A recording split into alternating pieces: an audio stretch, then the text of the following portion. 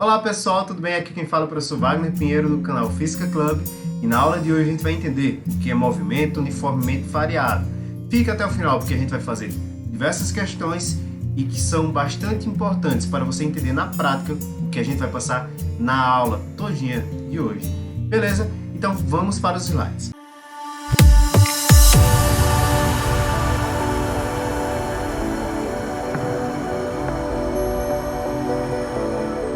Bom, o que seria movimento uniformemente variado? Todo movimento uniforme, ele é caracterizado pela variação de velocidade. Então, se eu tiver um movimento que eu tenha variação de velocidade, esse movimento vai ser um movimento variado.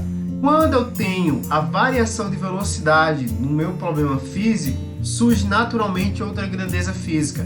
Essa grandeza física é chamada de aceleração. E, como a gente está trabalhando com um tipo específico de movimento variado, que é o movimento uniformemente variado, a gente vai ter uma característica bastante fundamental nesse cara, porque todo movimento que ele possui aceleração constante e não nula, a gente vai chamar esse cara de movimento uniformemente variado. Então, a principal característica e o que define ele é porque ele possui aceleração e essa aceleração ela é constante, ou seja, o seu valor numérico não muda ao longo do tempo.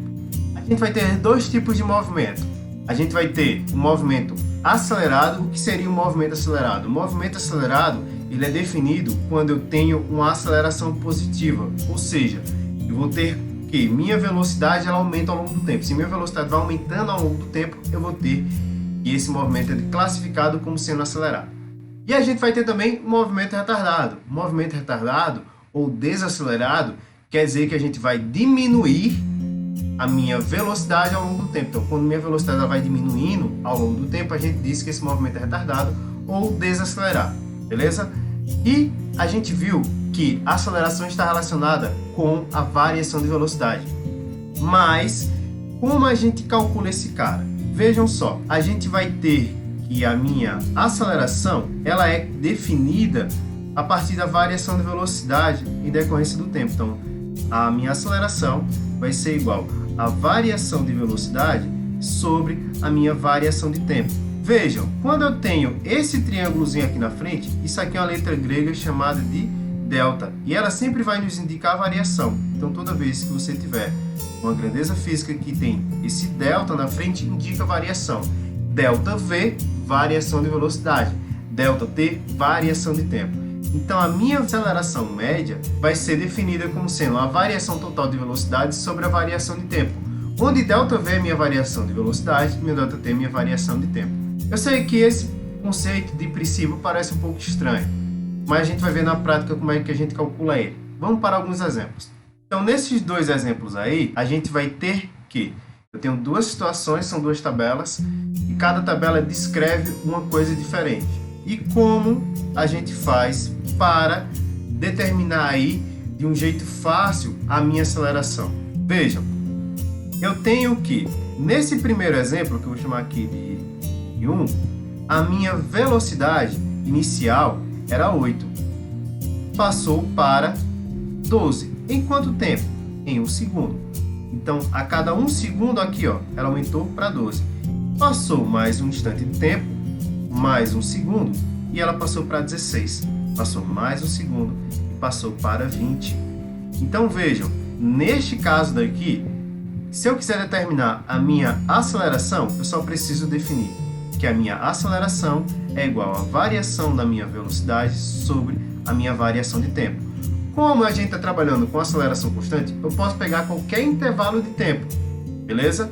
Eu posso simplesmente pegar aqui esse primeiro intervalo de tempo, da onde eu estou assumindo que minha velocidade final é igual a 12, minha velocidade inicial é 8, meu tempo final aqui é 1 e meu tempo inicial é 0.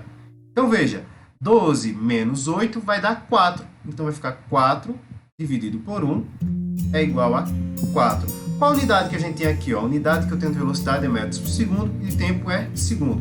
Logo, a minha aceleração vai ser metros por segundo ao quadrado. Metros por segundo ao quadrado é a unidade no SI para aceleração. Então, toda vez que você estiver trabalhando com aceleração, é muito comum a gente estar trabalhando com ela nesse tipo de unidade. Vamos agora para o segundo exemplo. No segundo exemplo, eu tenho aqui que a minha velocidade inicial é igual a 30, depois de um segundo ela passou para 20, depois de mais um segundo ela passou para 10 e fui para 0. Vocês percebem que ao longo do tempo o valor da minha velocidade ela diminui consideravelmente. Se ela diminui consideravelmente, a gente vai ter aí esse movimento, em vez de ser acelerado, ele é um movimento retardado. Por que ele é um movimento retardado? Porque o valor da minha aceleração em módulo ela diminui ao longo do tempo. Se isso daqui é verdade, então esse movimento aqui é um movimento desacelerado, ou chamamos também de retardado. Para a gente calcular aqui a minha aceleração, é a mesma coisa. Aceleração, ΔV sobre ΔT, ok? Então eu tenho aqui, eu posso pegar qualquer intervalo de tempo aqui, porque eu estou considerando que minha aceleração é uma aceleração constante. Então eu vou pegar esse primeiro intervalo de tempo, ó, minha velocidade final aqui vai ser 20 menos a minha inicial, que é 30, dividido pelo intervalo de tempo correspondente, 0. Ou seja, 20 menos 30, sinais diferentes subtrai e dá o sinal do maior. Então vai ficar aqui, ó, menos 10 sobre 1, logo a minha aceleração vai ser igual a menos 10 metros por segundo ao quadrado. O que isso significa fisicamente? Isso significa fisicamente que a cada 1 segundo a minha aceleração ela diminui em 10 metros por segundo. Então, passou 1 segundo, ela diminuiu 10. Mais 1 segundo, diminuiu 10 novamente. E perceba que ela vai diminuindo até chegar ao zero, beleza? Então, esses são dois exemplos que a gente vai ter esses dois tipos de movimento. O movimento acelerado e o movimento retardado. A forma de identificar fácil quais são esses dois tipos de movimento é apenas olhando para os sinais que a gente vai ter da velocidade e da aceleração.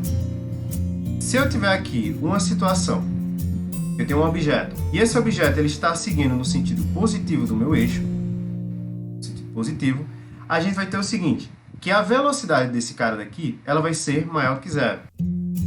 Se o valor dessa velocidade aumenta, ou seja, se a variação de velocidade aqui ela for maior que zero, isso implica que a minha aceleração ela é positiva. Ou seja, se eu tiver uma situação que minha velocidade ela é positiva, minha aceleração ela é positiva também, ou seja, maior que zero, eu vou ter que esse tipo de movimento é um movimento acelerado. Agora, se eu tiver uma situação em que, em vez de aumentar minha posição, ele diminui, a gente vai ter outro tipo de movimento. Vamos supor agora uma segunda situação, que eu tenho um objeto indo no sentido positivo do meu eixo.